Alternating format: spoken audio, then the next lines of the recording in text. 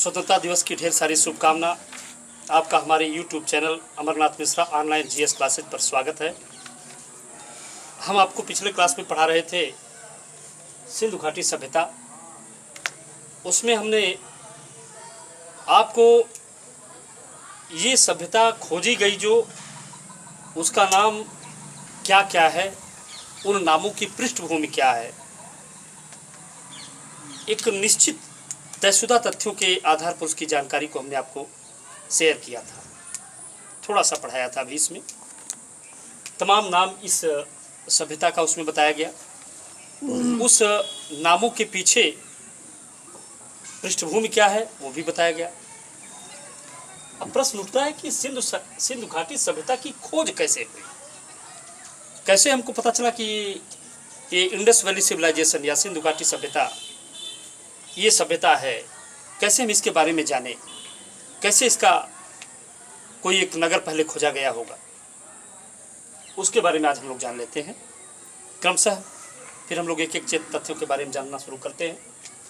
जैसे सिंधु घाटी सभ्यता की खोज कैसे हुई, इसके लिए बताया जाता है कि विलियम ब्रंटन नाम के एक अंग्रेज भारत से लाहौर कराची के बीच रेलवे ट्रैक बिछवा रहे थे। रेलवे ट्रैक बिछाए जाने के दौरान उन्हें ईंटों की ज़रूरत हुई।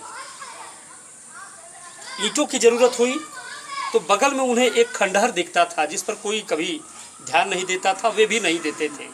लेकिन ईंटों की ज़रूरत पूरा करने के लिए उन्होंने ये सोचा कि क्यों न यहीं से थोड़े ईंटें प्राप्त कर लिए जाए। ठेकेदार तो ऐसा ही सोचता है कि भाई हमें कम से कम लागत लगाना पड़े और हमारा काम पूरा हो जाए और लाखों करोड़ों सरकार सैंक्शन कर दे। ठेकेदार तो ऐसा ही सोचता है, तब का ठेकेदार भी ऐसा ही सोचता था, आज का ठेकेदार भी ऐसा ही सोचता है। अंतर इतना है कि वो ज़्यादा से ज़्यादा लगाता था, थोड़ा कम खाता था। हो सकता है यार ज़्यादा लोग खाते, तभी तो एक तरफ सड़क बनती है, दूसरे तरफ टूटना शुरू होती है। ऐसी स्थिति न हो, हम लोग इस स्वतंत्रता दिवस पर ऐसा भी संकल्प लें कि अपने देश के निर्माण नवनिर्माण में बेहतरीन तरीके से भाग ले। खैर, विलियम ब्रंटन ने ईंटों का जो आपूर्ति करना चाहा तो जैसे ही उनके मजदूर वहाँ से ईंटें प्राप्त करना शुरू किए, उन्होंने कुछ अद्भुत ढंग की रचनाएं देखी उस खंडहर में। एक निश्चित तरीके की रचनाएं, निश्चित नाप पर चीज़ों के बनावट बसावट देख करके उन्होंने ईंटों की आपूर्ति रोक दिया। अंग्रेज थे, जिज्ञासु प्रवृत्ति के लोग थे, जिज्ञासा थी, इसलिए उन्होंने रोक दिया इसे। बंगाल सरकार को लिखा, तब बंगाल से अपने देश का शासन चलता था, कलकत्ता से। इस घटना के लंबे समय बाद चार्ल्स मैनसन नाम के एक आदमी वहाँ यात्रा पर गए 1826 में चार्ल्स मैनसन वहाँ की यात्रा पर गए और उन्होंने अपनी डायरी में इस खंडहर के बारे में लिखा। एक खंडहर है जो कुछ अद्भुत दिखता है, लगता है जैसे कोई नगर योजना है, कभी प्राचीन समय में यहाँ नगर रहा होगा। ऐसी जानकारी सबसे पहले भारत के आर्कियोलॉजिकल सर्वे को किसने दिया? चार्ल्स मैनसन ने दिया। कब दिया? 1826 में दिया। कहानी सुन लीजिए, इतिहास है तो कहानी है, बस अंतर इतना है कि ये दादी नानी की कहानी नहीं है, ठाकुर मार झूली, ये तथ्य वाली कहानी है। यहाँ तथ्य और डेट यानी डेटा और डेट से युक्त होता है जो कहानी, दैट्स हिस्ट्री, वो हिस्ट्री है। और भी हिस्ट्री के बारे में हम आपको पहले भी बता चुके हैं। तो इसमें 1826 में चार्ल्स मैनसन ने जो जानकारी दी थी लोगों को, अभी भी बंगाल सरकार ने इस पर कोई विशेष ध्यान नहीं दिया। लेकिन जब भारत में पुरातत्व सर्वेक्षण विभाग के महानिदेशक जॉन मार्शल बनाए गए तो जॉन मार्शल ने एशियाटिक सोसाइटी ऑफ बंगाल में रखे इस पत्र को, चार्ल्स मैनसन के पत्र को पढ़ लिया। उसमें लिखा था कि पश्चिम भारत में, जो आजकल पाकिस्तान है, पश्चिमी पंजाब, पाकिस्तान का पंजाब, वहाँ पर एक ऐसा खंडहर है जो अद्भुत दिखता है, जो अद्भुत रचनाओं वाला दिखता है और यहाँ पर कुछ न कुछ खोज किया जाना चाहिए। ये पुरातात्विक महत्व वाली चीज़ लगती है। ऐसा जॉन मार्शल ने पहली बार पढ़ा, ध्यान दिया और अपने मित्र दयाराम साहनी के साथ 1921 में चार्ल्स मैनसन के बताए गए इस खंडहर के पास जा पहुंचे। कहानी सिंधु सभ्यता की खोज की शुरुआत की यहीं से शुरू होती है। जानकारी तो सबसे पहले चार्ल्स मैनसन ने दिया, लेकिन इस जगह पर पहुंचे खुदाई करने के उद्देश्य से स्वयं जॉन मार्शल अपने मित्र दयाराम साहनी के साथ सन 1921 में। कितना साल हो गया? 1921 1826 कितना साल हो गया? लगभग 95 साल। नहीं ज्योतिषाचार्य, आपकी गणित तेज है। 95 साल। मुझे तो गणित एक को अच्छा नहीं आता। मैं दूध हम दूध कभी कभी 5 बोल देता हूँ। एक को अच्छा भेंट नहीं है, लेकिन तभी छात्रों को पढ़ाने चला हूँ। मैं आशा करता हूँ कि छात्र मुझे लाइक कर रहे हैं, तो मेरा थोड़ा मनोबल बढ़ रहा है। बताइए छात्र किसको चाहे कितना ऊपर उठा दें? हम जैसे गंवारों को भी इतना ऊपर उठा दे रहे हैं कि बच्चे जो है। चलिए तो ठीक है, तब उनको कहानी सुना देते हैं। गौरवा कहानी सुनिए भाई, लेकिन ये कहानी आपके परीक्षा में आपको बूस्टअप करा देगी। जी हाँ, सुनिए कायदे से। तो 95 साल बाद इस पर ध्यान दिया गया। 1921 में दयाराम साहनी के साथ जॉन मार्शल वहाँ पहुँचे और उन्होंने इसकी खुदाई करवाई। 1921 में जो खुदाई करवाई, वहाँ से जिस नगर योजना का उन्हें साक्ष्य प्राप्त हुआ उसे उन्होंने नाम दिया हड़प्पा। क्या नाम दिया? हड़प्पा। वहीं बगल में एक गांव।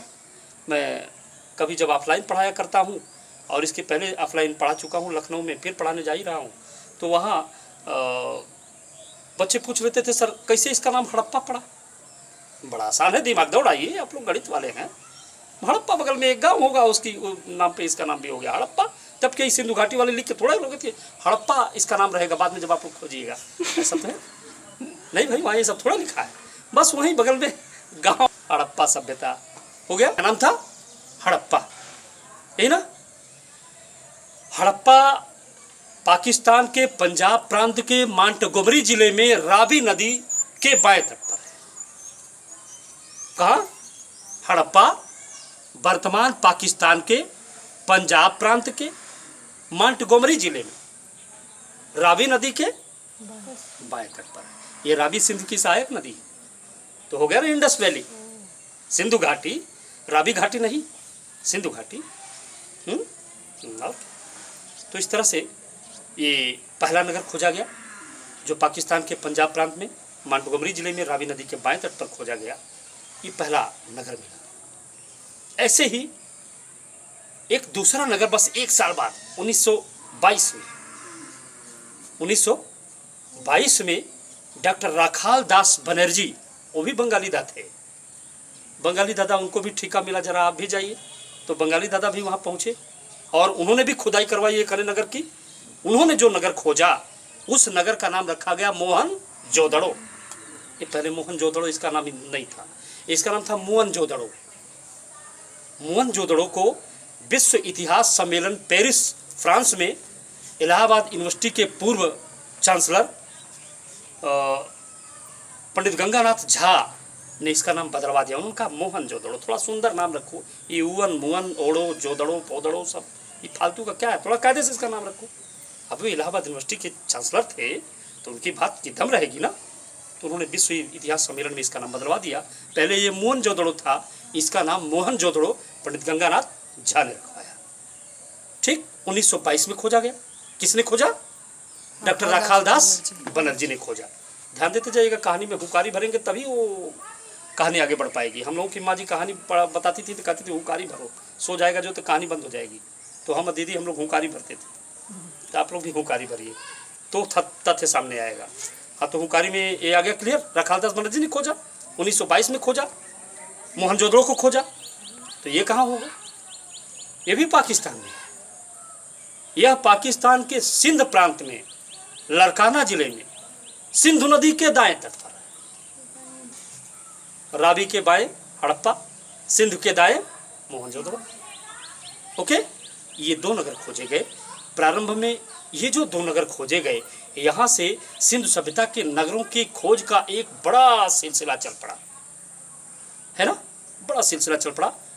बहुत से नगर इसके बाद हड़प्पा, मोहनजोदड़ो, चन्हूदड़ो, रंगपुर, लोथल, कालीबंगा, दायमाबाद, एक से बनवाली, तेसलपुर, बालाकोट, निहंग कोटला, निहंग खान, तमाम तमाम बड़े बड़े नगर, छोटे छोटे नगर खोजे गए। एक लड़ी ही चल पड़ी। ध्यान रहे कि देश विभाजन के बाद अधिकांश जो सिंधु सभ्यता के नगर खोजे गए वे पाकिस्तान में चले गए, लेकिन जो भारत में अधिकांश नगर बचे वो अधिक से अधिक गुजरात और राजस्थान का पट्टी लिए हुए अधिक से अधिक है। लगभग 200 स्थल जो है गुजरात और राजस्थान, हरियाणा इत्यादि के क्षेत्र में आज भी पाए जाते हैं, लेकिन अधिकांश क्षेत्र जो खोजे गए वो पाकिस्तान में चले गए। फिर भी उनका पुरातात्विक महत्व है, हम लोगों ने उसे खोजा। तो इस तरह से ये हड़प्पा के, या हड़प्पा सभ्यता कहें या सिंधु सभ्यता कहें, इसके हड़प्पा और मोहनजोदड़ो नगरों और उसके बाद नगरों के सिलसिले की खोज शुरू हुई। अब तो क्लियर। अब हम जब इसे यहाँ लिख ले, थोड़ा आप इसको जान भी लें, कहानी से जान लिए तो थोड़ा लिख करके भी जान लें, उसके बाद तो हम बताएं कि आखिर ये सभ्यता, इसकी विशेषता क्या थी, फिर ये सभ्यता विस्तृत कहाँ तक थी। ओके, तो क्या अब यहाँ हम लिख सकते हैं कि सिंधु सभ्यता की खोज में क्या क्या मुख्य चीजें हैं। सर्वप्रथम 1826 में किसने, चार्ल्स मैनसन ने, यही ना, इस सभ्यता की जानकारी। विलियम ब्रंटन को मालूम नहीं था कि है क्या, है ना, लेकिन इसको मालूम था कि ये पुरातात्विक चीज है, इसीलिए इसको माना जाता है।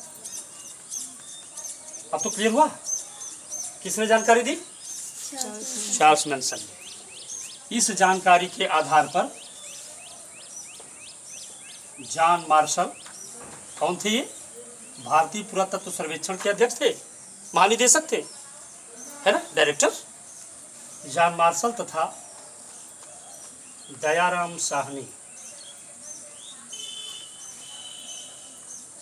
ने इस जानकारी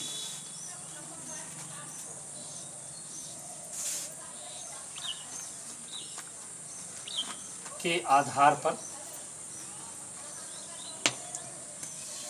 यहाँ पहुंचकर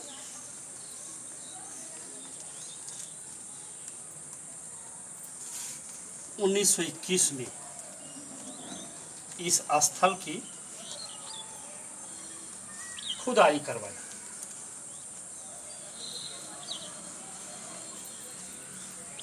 ठीक,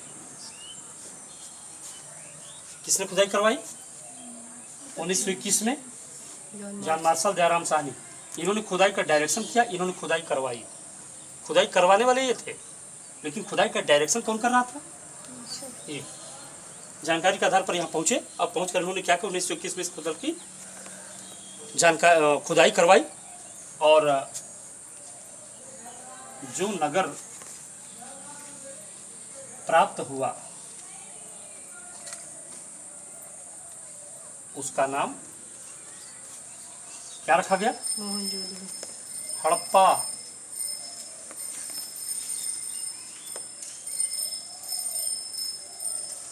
यही ना, जो नगर प्राप्त हुआ उसका नाम हड़प्पा रखा गया। ओके, स्थिति यानी हड़प्पा है कहाँ,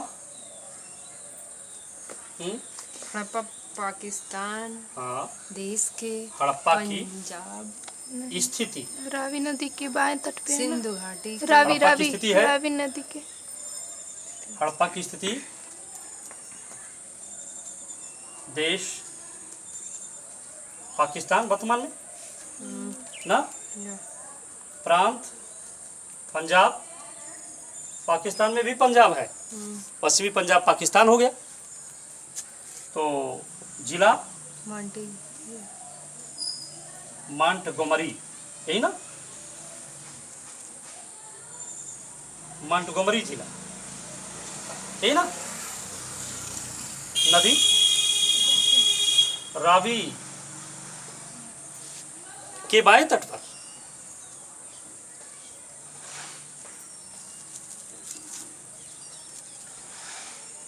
हड़प्पा की स्थिति क्या है, ये वर्तमान में पाकिस्तान में है, पाकिस्तान के पंजाब प्रांत में, जिला मांटगोमरी, नदी रावी, रावी के बाएं तट पर हड़प्पा स्थित है।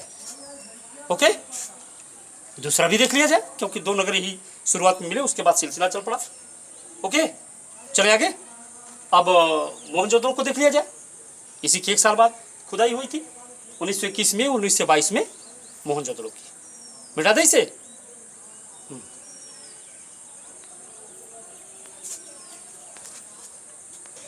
अब हम लोग देख लेते हैं सिंधु घाटी की सभ्यता की खोज में दूसरा नगर मोहनजोदड़ो। मोहनजोदड़ो का अर्थ होता है सिंधी भाषा में मृतकों का टीला। किस भाषा में?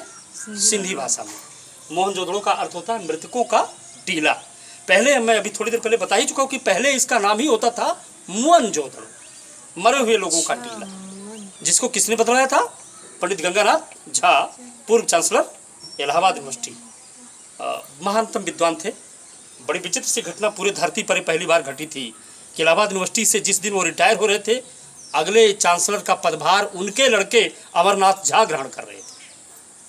ऐसा होता है। गंगानाथ झा रिटायर हो रहे थे चांसलर के पद से, और अगला चांसलर कौन बन रहा था? खुद उनके पुत्र अमरनाथ झा बन रहे थे, जिन्होंने अमिताभ बच्चन का नामकरण तक किया है, वो अमरनाथ झा। हाँ, प्रोफेसर हाई फाई होता है, उनके सामने कोई कलाकार, कोई करोड़पति, कोई किस नहीं। हाँ, और क्या। तो मोहनजोदड़ो का अर्थ होता है मृतकों का टीला। इसकी पृष्ठभूमि बता दिया कि गंगानाथ झा ने मोहनजोदड़ो इसका नाम रखवाया था। हम लोग देख लेते हैं कि इनकी खोज आखिर किसने किया था। खोज किसने? डॉक्टर राखाल दास बनर्जी।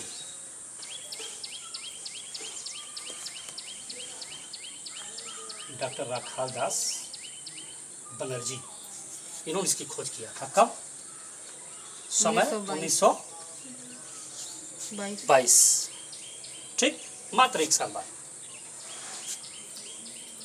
स्थिति कहाँ स्थित है? सिंधु नदी के पाकिस्तान। दाएं तट स्थिति पे। में देश यानी वही पाकिस्तान, पाकिस्तान प्रांत यानी पाकिस्तान का कौन सा प्रांत? पंजाब। सिंध प्रांत। जिला लड़काना। पाकिस्तान के सिंध प्रांत के लड़काना जिले में नदी सिंधु। सिंधु नदी के दाहिने तट पर।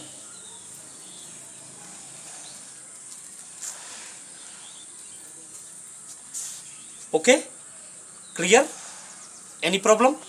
नहीं तो ये रहा हड़प्पा और मोहनजोदड़ो, जो सिंधु सभ्यता के प्राथमिक 2 नगर खोजे गए। किसके द्वारा खोजे गए? आपके सामने है। कब खोजे गए? आपके सामने है। उनकी स्थिति क्या है? आपके सामने है। ठीक, 2 नगर इसलिए बता रहा हूं कि इसका एक कारण है। इन दोनों नगरों में और उसके बाद जो नगर खोजे गए, उनकी एक विशेषता थी। वो विशेषता थी नगरों की समानता, एक साम्यता थी। जैसे बनावट इसकी, वैसे बनावट मोहनजोदड़ो की, वैसे बनावट कालीबंगा की, वैसे बनावट लोथल की, वैसे बनावट चन्नूदड़ो की, वैसे बनावट रंगपुर की, वैसे बनावट सुरकोतला की। अरे एक ही तरह की बनावट। इसलिए सारे नगर तो नहीं, वो मैं अभी बाद में आपको बता दूंगा, लेकिन 2 नगर आपको इसी नाते बता दिया। इन 2 नगरों को बताने का सबसे बड़ा मेरा उद्देश्य ये है कि ये बता सकूं कि इन नगरों की बनावट में एक विशेषता थी। विशेषता क्या थी? विशेषता थी 2 टीलों का पाया जाना। आप लोग टीला समझते हैं? टीला माने खंडहर। एक खंडहर ढूहा यहाँ सा, एक खंडहर इधर, ऐसे। ये 2 नगर जो खोजे गए, दोनों नगरों में 2 टीले पाया जाना, ये विशेषता थी। यहाँ आप लिख सकते हैं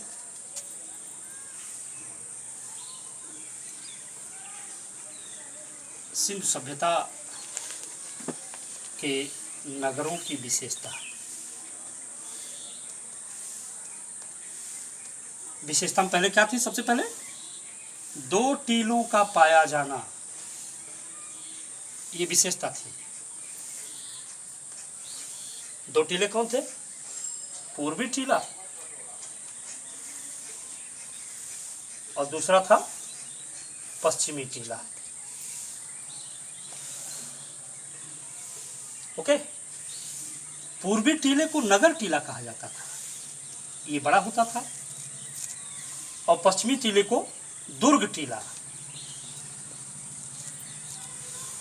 ठीक, सिंधु सभ्यता के नगरों की विशेषता जो सबसे बड़ी थी और जो उनकी समानता भी थी, वो थी दो टीलों का पाया जाना।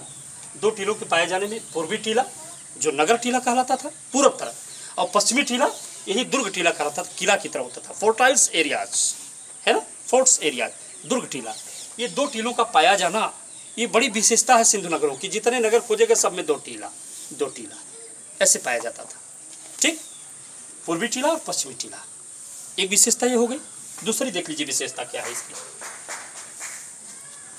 पूर्वी टीला जो नगर टीला होता था उसके साथ साथ जुड़ा हुआ पश्चिम तरफ जो होता था दुर्ग टीला। इस दुर्ग टीले को या पश्चिमी टीले को माउंट एबी कहा गया है। क्या गया है? Mount AB. मार्टिमर व्हीलर नाम का एक विद्वान है, मार्टिमर व्हीलर नाम के एक विद्वान, इसको कहते हैं माउंट एबी। किसको? पश्चिमी टीले को। इसको मार्टिमर व्हीलर ने इसे माउंट एबी कहा है। किसको? ये वाले पश्चिमी टीले को, है ना। मार्टिमर व्हीलर ने पश्चिमी टीले को माउंट एबी कहा है। ये विशेषताएं हैं। एक विशेषता और है, जो नगर टीले हैं और दुर्ग टीले हैं ये सुरक्षा दीवालों से ढके होते थे। किनसे ढके होते थे? सुरक्षा दीवालों से ढके होते थे। तो उनके चारों तरफ सुरक्षा दीवालों से जो ढके होते थे उसके लिए कोई विशेष उनकी योजना नहीं थी। योजना थी केवल आवारा पशुओं, जंगली पशुओं से सुरक्षा। ऐसा इतिहास कहता है कि जंगली पशुओं से सुरक्षा के लिए दुर्ग टीले को और नगर टीले को एक ही में कभी कभी कभी अलग अलग दोनों को सुरक्षा दीवालों से घेर देते थे, है ना। रक्षा दीवारों से, रक्षा प्राचीरों से उसको घेर देते थे। ये भी इसकी विशेषता थी। ओके, क्लियर हुआ यहाँ तक? दोनों टीले रक्षा दीवारों से घिरे होते थे।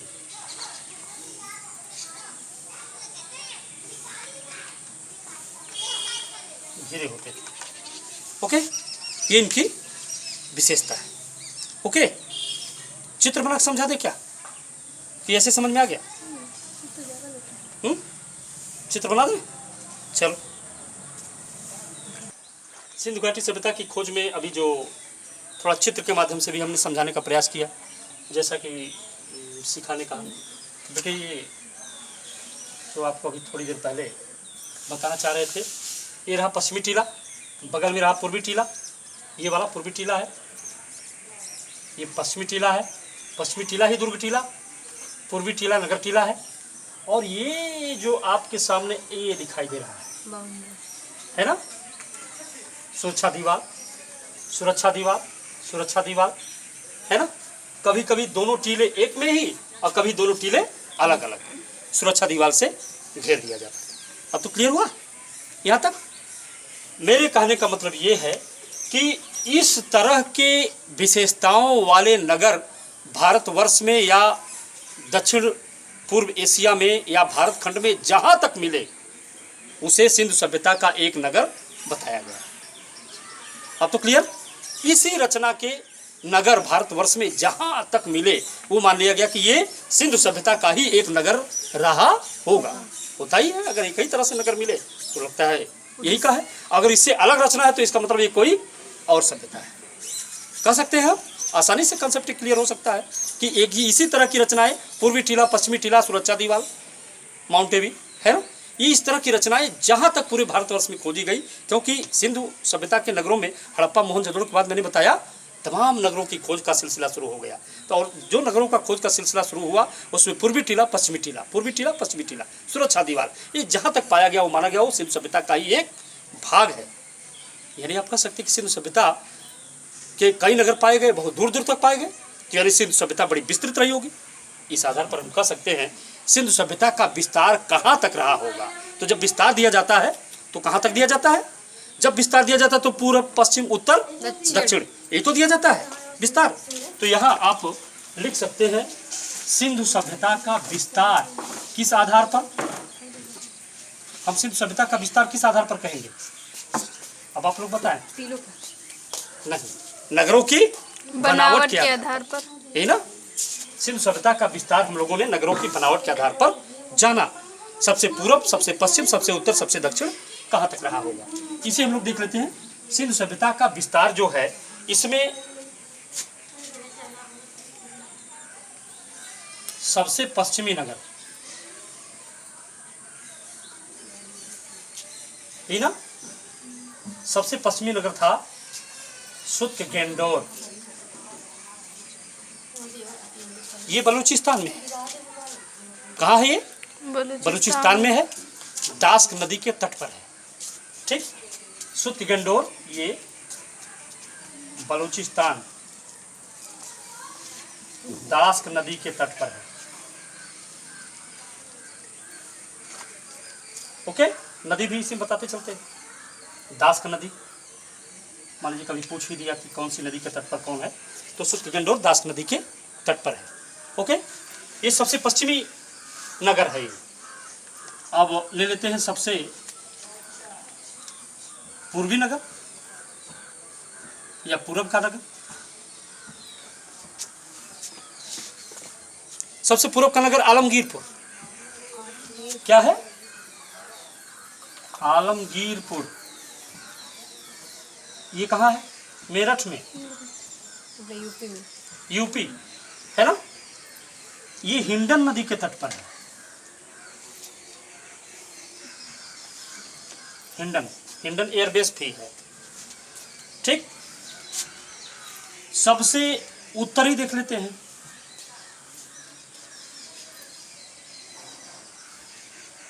सबसे उत्तरी नगर ये है मांडा। मांडा कहाँ है? कश्मीर में। मांडा कश्मीर में है और ये स्थान चिनाब नदी के तट पर है, कश्मीर में। अखनूर सेक्टर, जहाँ अक्सर लड़ाइयाँ होती रहती हैं हमारी सेनाओं में और पाकिस्तान की कमजोर सेनाओं में, है ना, ये लड़ाइयाँ होती रहती। मांडा कश्मीर में है और चिनाब नदी के तट पर है, चिनाब नदी तट पर। और सबसे दक्षिणी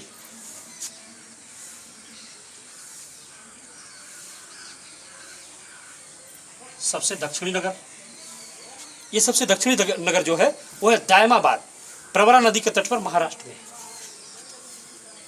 क्या है ये? दायमाबाद। ठीक, कहाँ है ये? महाराष्ट्र में। दायमाबाद महाराष्ट्र में है और ये प्रवरा नदी के तट पर है। कहाँ पर है? प्रवरा नदी के तट पर। अब तो आप, मैं समझता हूँ, पूर्व पश्चिम उत्तर दक्षिण हो गया होगा क्लियर। सबसे पश्चिमी नगर सुत्केगेंडोर बलूचिस्तान में है, दास्क नदी के तट पर। बलूचिस्तान अफगानिस्तान की सीमा है। सबसे पश्चिम, सबसे पूर्व आएंगे तो आलमगीरपुर, यही मेरठ में, उत्तर प्रदेश में, ये सबसे पूर्वी नगर है। सबसे उत्तरी मांडा कश्मीर में, चिनाब नदी के तट पर है ये। और सबसे दक्षिणी दायमाबाद महाराष्ट्र में, प्रवरा नदी के तट पर। यानी पूर्व पश्चिम उत्तर दक्षिण ये निशानदेही दे दी गई। ये सभ्यता लगभग इतनी विस्तृत थी। अब तो क्लियर हुआ। लगभग 13 लाख वर्ग किलोमीटर में फैली यह संस्कृति थी, ये सभ्यता थी। कितने में? 13 लाख वर्ग किलोमीटर में ये संस्कृति या सभ्यता फैली हुई थी। पूर्व पश्चिम उत्तर दक्षिण नगरों की निशानदेही दे दी गई जो आपके सामने। ओके, इसका नाम मांडा। सबसे उत्तरी वाला मांडा है कश्मीर, चिनाब नदी के तट पर है। और सबसे दक्षिण वाला दायमाबाद है, महाराष्ट्र, प्रवरा नदी के तट पर। एक इसमें और चीज आती है। स्टुअर्ट पिगट नाम के एक विद्वान ने कहा था कि लगता है कि हड़प्पा और मोहनजोदड़ो इस विस्तृत सिंधु साम्राज्य की जुड़वा राजधानियां थी। किसने कहा था? Stuart Piggott. स्टुअर्ट पिगट ने हड़प्पा तथा मोहनजोदड़ो को विस्तृत सिंधु साम्राज्य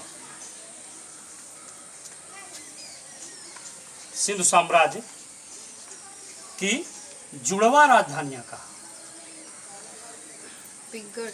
स्टुअर्ट पिगट। ओके, विस्तृत सैंधव साम्राज्य की जुड़वा राजधानियां हड़प्पा मोहनजोदड़ो को किसने कहा था? स्टुअर्ट बिगट ने। प्रिय छात्रों, आज इतना ही, क्योंकि हमने सिंधु सभ्यता का नगरों की खोज, स्थिति, खोजकर्ता, समय, साथ ही साथ सिंधु सभ्यता का विस्तार और ये सारी चीज़ें आपको बताई। हम नेक्स्ट अब आपको बताएंगे सिंधु सभ्यता का काल निर्धारण और सिंधु सभ्यता के नगरों से प्राप्त भौतिक वस्तुएं क्या क्या चीज़ें कहाँ से मिली, ये आपके लिए इम्पॉर्टेंट है। तब तक आप इतना जानें, जो पूरी जानकारी आपको देनी चाहिए थी, जो जथा मेरी योग्यता मैंने आपको बताया। आप इसे लाइक और सब्सक्राइब करें, और ताकि हमारा प्रोत्साहन भी हो। आपके समर्थन ही हमें प्रोत्साहित करेंगे, अन्यथा फिर मन बूढ़ा हो जाएगा तो हम आपको पढ़ाएंगे कैसे? शरीर से बूढ़े हैं ही। अच्छा, और क्या, बेटी दामाद वाले। तो इस तरह से आज इतना ही, आज के लिए बस इतना ही प्रिय छात्रों। Thank you class.